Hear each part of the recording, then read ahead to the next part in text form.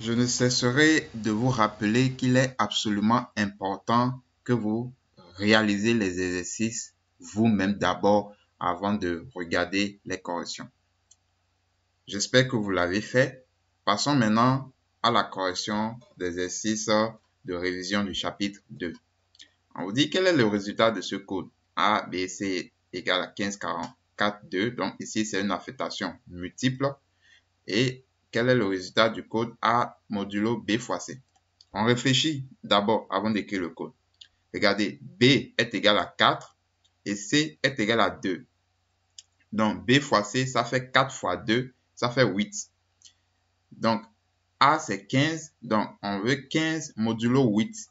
Quand je divise 15 par 8, d'accord, j'ai combien et il me reste combien? D'accord? En divisant 15 par 8, j'ai 1 et il me reste 7. Donc, ce résultat-là, même sans écrire le code, devait me donner 7. C'est ce que je vais voir. Donc, je fais A, B, C égale 15, 4, 2, d'accord? Si vous voulez, je peux afficher un, comme ça vous êtes sûr, vous verrez par vous-même que c'est juste une affectation multiple sur une même ligne. Donc A, c'est bel et bien 15, B, c'est 4, C, c'est 2. D'accord? Maintenant, on me dit 15 modulo B fois C. D'accord? Ça fait quoi? Je vais afficher ce résultat-là. Ça fait bel et bien 7, comme nous l'avions dit. D'accord? Si j'enlève les parenthèses, c'est toute une autre histoire. D'accord? Donc, je remets les parenthèses parce que c'est ce qu'on m'a demandé. Et ça me fait 7. Affecter cette chaîne de caractères Josué Python cos à une variable. Donc, ici, je vais dire cours égale. Voilà. Si je mets la chaîne de caractères entre guillemets simple. Ici, j'ai déjà une apostrophe. Donc, ça va pas marcher. Regardez. Ça va pas marcher. Si je dis afficher cours, par exemple. D'accord? Ah, ça marche. D'accord? Mais ici, vu qu'il a l'apostrophe. Sinon, normalement, vous devez faire ça. D'accord? Et ici,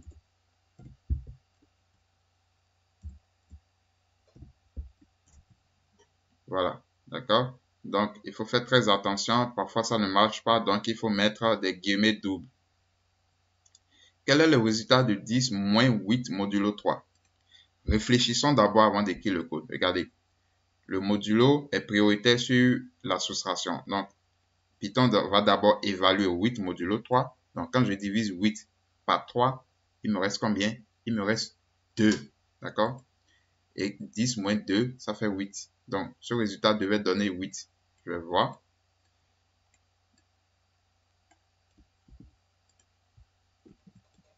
D'accord. Attention. Qu'est-ce qu'il me dit? Ah, caractère invalide. Moins. Ça me donne 8 exactement.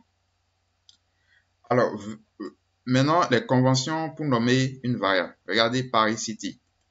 Nous, on suppose qu'on ne connaît pas les conventions. Donc, on va tout essayer pour voir ce qui marche. Paris, je vais dire par exemple Paris, espace, City, égale à, je sais pas moi, 4. D'accord? Et j'affiche Paris City. J'exécute. Il ne connaît pas ça. D'accord? Dans Python, lui, il considère que Paris et City sont deux choses différentes. D'accord? C'est pas une seule variable. D'accord? Et on ne définit pas, pour nommer une variable, on ne met pas un espace. Ça résulte en une erreur. Donc, ça, c'est mauvais. Ça marche pas. Essayons un Paris City. Un Paris City comme ceci. D'accord? Et on l'affiche. On va voir si ça marche ou pas. Ça marche pas. Invalide syntaxe. Donc, votre syntaxe n'est pas correcte. D'accord? Tout simplement parce que, regardez, on ne commence pas le nom d'une variable par un chiffre. D'accord?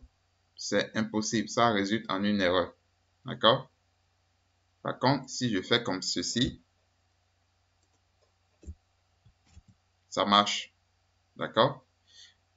Paris City, donc regardez Paris City, ça marche. Paris City avec dollar à la fin, comme ceci. J'affiche. Dollar. Vous savez où se trouve la touche dollar dans votre clavier? Invalide syntaxe. On ne met pas un dollar à la fin du nom d'une variable. Ça ne marche pas. Donc, dans toutes ces variables, dans tous ces noms qu'on nous a proposés, c'est ceci qui est correct. Paris City. D'accord? Donc, retenez que vous ne pouvez pas mettre d'espacement dans le nom d'une variable. Vous ne pouvez pas précéder le nom d'une variable, commencer le nom d'une variable avec un chiffre. D'accord? Vous ne pouvez pas aussi mettre des caractères comme les dollars dans une variable. D'accord? Donc, c'est Paris City, comme ça, Paris, trait d'union et trait de 8 là, City qui marche. Sur une même ligne de code, affectez 8 à la variable Y et 12 à la variable Z.